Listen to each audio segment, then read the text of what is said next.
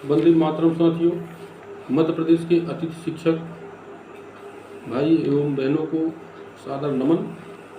साथियों, आज मैं कोर्ट के मुद्दे को लेकर के अपने विचार प्रस्तुत करना चाहता हूं और इस वीडियो के माध्यम से मध्य प्रदेश के तमाम उन ऐसे अतिथि शिक्षकों के पास संदेश देना चाहता हूं जो वास्तव में कोर्ट के मैटर को लेकर के उनमें जो विसंगतिपूर्ण मनोदशा है और वो कोर्ट के मैटर को लेकर के विचलित हैं। कहीं न कहीं प्रत्येक अतिथि शिक्षक अपना भविष्य सुरक्षित करना चाहता है। मेरा सिर्फ एक उद्देश्य है कि मध्य प्रदेश के उन गरीब अतिथि शिक्षकों को अनावश्यक परेशान न किया जाए और इस वीडियो के माध्यम से एक मैं जो वास्तव में जो कोर्ट का मैटर हम लोगों के सामने जो आदेश के रूप में समय समय पर वायरल होते रहे हैं, उन पत्रों को लेकर के मैं एक संदेश आम अतिथि शिक्षकों के पास देना चाहता हूं। साथियों, जैसा कि आपको मालूम होगा कि पत्र क्रमांक रामासिया अतिथि शिक्षक 2019 2868 भोपाल दिनांक 1/9/2019। इसमें जैसा कि कमिश्नर उस समय जयश्री कियावत हुआ करती थी और वह जो पत्र है, पत्र में उस समय में पूछे गए प्रश्न का एक जवाब था जिसमें कमिश्नर महोदय का ये कहना था कि अतिथि शिक्षकों को तब तक नियमित नहीं किया जा सकता है जब तक वह प्रशिक्षित न हो और दूसरा पात्रता परीक्षा उत्तीर्ण होना चाहिए। जब तक ये दो शर्तें कंप्लीट नहीं करेंगे अतिथि शिक्षकों को नियमितीकरण किया जाना संभव नहीं है। फिर नीचे की कंडिका में स्पष्ट रूप से लिखा था कि मध्य प्रदेश शिक्षक भर्ती में अतिथि शिक्षकों को 25% आरक्षण का प्रावधान किया गया है। जैसा कि आप लोग जानते हैं कि 2018 में शिक्षक भर्ती में 25% आरक्षण दिया भी गया है। इसी पत्र को आधार बनाते हुए हमारे मध्य प्रदेश के ही जो श्री भूपेंद्र साहब थे, इनके साथ ये सहित 52 लोगों ने एक पिटीशन याचिका दायर किया हाई कोर्ट में। इस पत्र के आधार पर याचिकाकर्ता श्री भूपेंद्र सहित 52 लोगों ने WP नंबर 866 2024 याचिका में पारित निर्णय दिनांक 23 जनवरी 2024 के पैरा में माननीय कोर्ट ने स्कूल शिक्षा विभाग को स्पष्ट निर्देश या आदेश दिए हैं कि नियमानुसार समय सीमा के अंदर कार्यवाही किया जाए। ये कोर्ट ने कमिश्नर स्कूल शिक्षा विभाग को निर्देशित किए थे। उसी के एवज में वर्तमान समय में जो संचालनालय की आयुक्त कमिश्नर मैडम हैं शिल्पा गुप्ता जी, उन्होंने स्पष्ट रूप से यही कहा है कि अतिथि शिक्षकों का नियमितीकरण करना प्रावधान नहीं है। इनके लिए शिक्षक भर्ती में 25% आरक्षण का प्रावधान किया जाता है। तो वास्तव में यदि देखा जाए तो आयुक्त मैडम ने सही कहा है, क्योंकि इसके पूर्व अतिथि शिक्षकों को लेकर के किसी भी प्रकार की पॉलिसी नहीं बनी थी, न ही अतिथि शिक्षकों के लिए कोई ऐसा कैडर बनाया गया है जो भविष्य सुरक्षित करने की ओर जाता है। अभी तक अतिथि शिक्षकों के लिए न पॉलिसी बनाया गया, न ही किसी प्रकार का भविष्य सुरक्षित करने का आदेश पत्र हुआ है। तो ऐसी स्थिति में जो आयुक्त मैडम थी वो जवाब दिया और उनका दिया गया जवाब पूर्णतः उचित एवं सही है।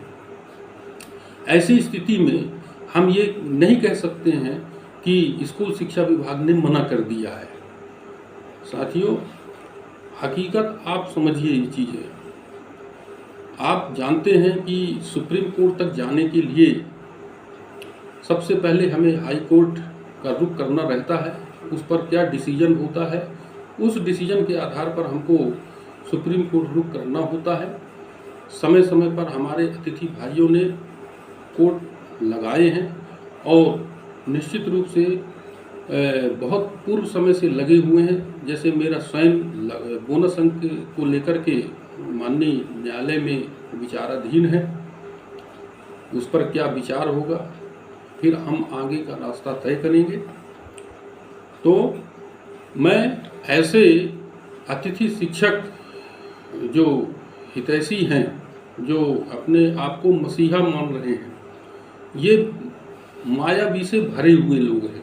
ऐसे लोगों से आप लोग सावधान रहें और जब तक आपका फंडामेंटल आधार मजबूत नहीं होगा, आप सुप्रीम कोर्ट के, आप विश्व के न्यायालय में आप चले जाइए, उसमें जीत कभी नहीं मिलने वाली है। साथियों, मैं न सरकार का न स्कूल शिक्षा विभाग का मैं पक्ष नहीं ले रहा हूँ। जो वास्तव में जो सच्चाई है वो आप लोगों के सामने मैं रख रहा हूँ और निश्चित रूप से हम और आप परेशान हैं और कहीं न कहीं हमको अपना आधार मजबूत करना पड़ेगा। और मैं आप लोगों से एक निवेदन और आग्रह करना चाहूँगा कि आप अपना 1 रुपये भी अनावश्यक बर्बाद न करें, क्योंकि वह जो 1 रुपये आपका कमाया हुआ, जो बहुत ही मेहनत से आपने प्राप्त किया है, आप अच्छी जगह उसको इन्वेस्ट करें। निश्चित रूप से आप आशान्वित रहें और आने वाले समय में जो पूर्व समय से लगे हुए केस हैं वो निश्चित रूप से सुप्रीम कोर्ट जाएंगे। हमारा भी कोर्ट केस लगा हुआ है। तो आप अपना पैसा, समय बर्बाद न करें।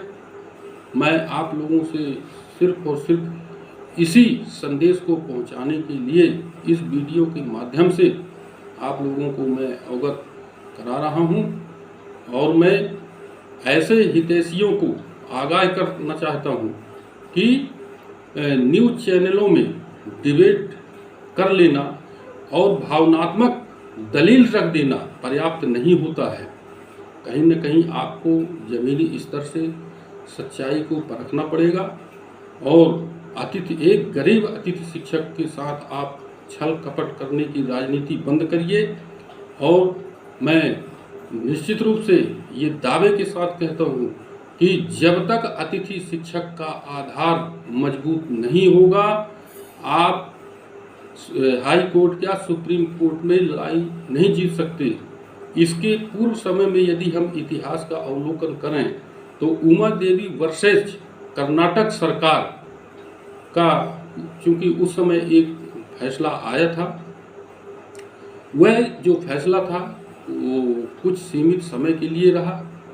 चूँकि 10 साल की जिसकी सर्विस हो जाती है अस्थायी तौर पर, तो वह नियमितीकरण का हकदार होता है। किंतु उस फैसले को मैंने बहुत गहराई से अध्ययन किया। अब हमारा जो अतिथि शिक्षक का कैडर है वो एक कैडर में न होकर के 3 कैडर में है। चूँकि इसमें बहुत सारी विसंगतियां हैं, तो हम ये चाहते हैं कि हमारा एक ऐसा मध्यमार्गी रास्ता निकले जो हमारे मध्य प्रदेश के एक अतिथि शिक्षकों का इस पर उनका जो है भविष्य सुरक्षित हो।